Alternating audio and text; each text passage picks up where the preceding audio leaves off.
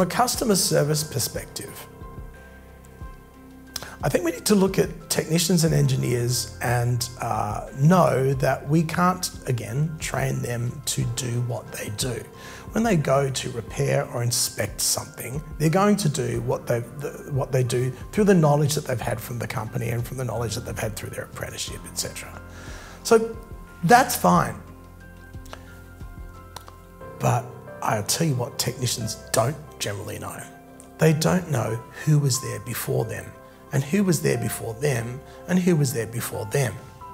Now, I've gone to go and fix an elevator. If I go with no information other than it's broken and it needs to be repaired, then I'll repair it, because that's my job and I know how to repair elevators. If I go and I have the history of all the services that happened from that elevator from the day that it was installed to the moment that I arrived, and I can see what has happened to that elevator in that history for, say, 5 years, and I can see who touched it last, and I can see what parts have gone into it, then surely from a customer service perspective, even though the customer might not be an engineer, you're going to do a better job because you have more information about the job that you're on. So think about this. If I'm able to give to the technician, through no effort on my part whatsoever, the birth to death information of the history of the thing that they are maintaining or fixing, then surely that is going to result in better service, a much lesser rate of having to go back out again.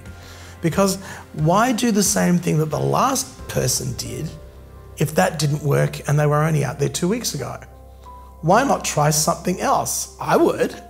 And that's what happens. So you're going to cut down on your second visits.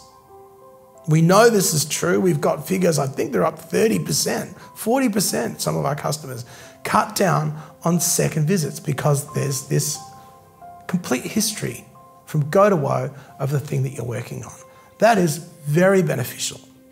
Another very important aspect to customers is that somebody turns up when they say they're going to turn up.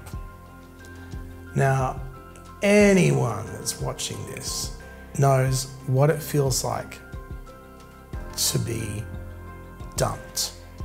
To not have someone turn up when they said they were, when you've stayed at home, or when you've got a babysitter, or when you have, through your own personal effort, actually been able to stay home or stay at a place so that somebody could come and fix something which was important to you. Generator, elevator, lift, computer, air conditioning system, your boiler. From a customer service perspective, you want to make sure that your business is able to identify every job that you're supposed to get out to during a day. See where everybody's at, and if they're not going to be able to make it, call the customer a day or two in advance and say, hey, you know what, we're not going to get there. So that instead of having a customer who is angry with you, you're going to have a customer that thinks, thank goodness they told me now so that I can do something about it. Customer service is, the reason we have customer service is because we're professionals, number one. And number two, we want to keep those customers because customers give us money. That's a good thing, because when you've got happy customers, even if they do try somebody else, and that somebody else is not you and doesn't work with the same measure of accuracy and skill and deployment, then they're going to come back to you. You've only got to get upset once with a company that doesn't turn up to not ever want to use them again. And let's not forget about the social media implications of that.